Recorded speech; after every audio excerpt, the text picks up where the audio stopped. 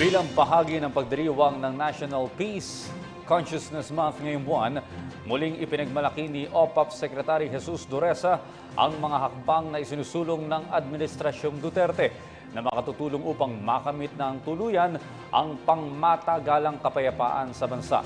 Kabilang na niya dito ang matagumpay na usaping pangkapayapaan sa pagitan ng pamahalaan at ng CPP, NPA, NDF.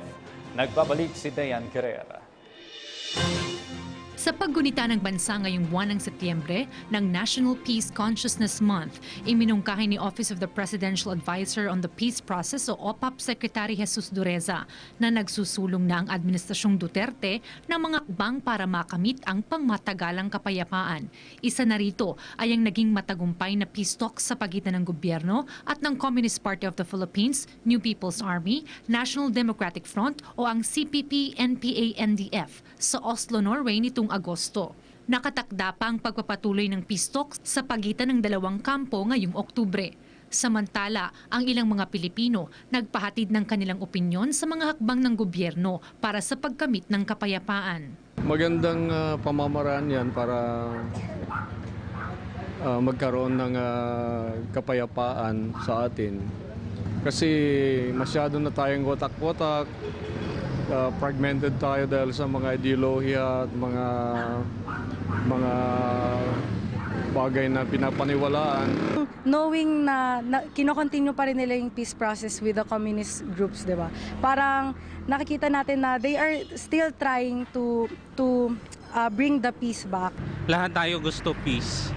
Gusto mapayapang bansa.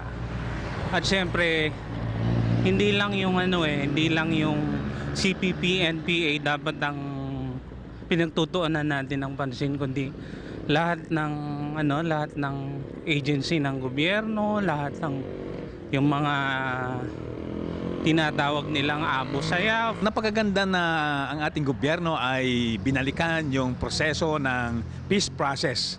Ako rin po ay sumasang-ayon na magkaroon po ng isang kapayapaan ng isang bansa. Mungkahi ng OPAP sa pagdiriwang ng National Peace Consciousness Month, naway sumuporta at makiisa ang bawat Pilipino sa pagbuo ng isang mapayapa at progresibong bansa.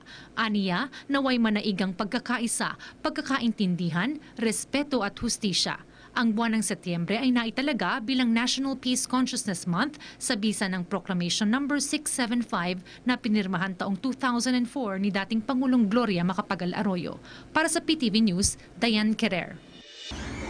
Ako po si Cathy San Gabriel. Subscribe na sa PTV YouTube channel. I-click lang po ang subscribe button.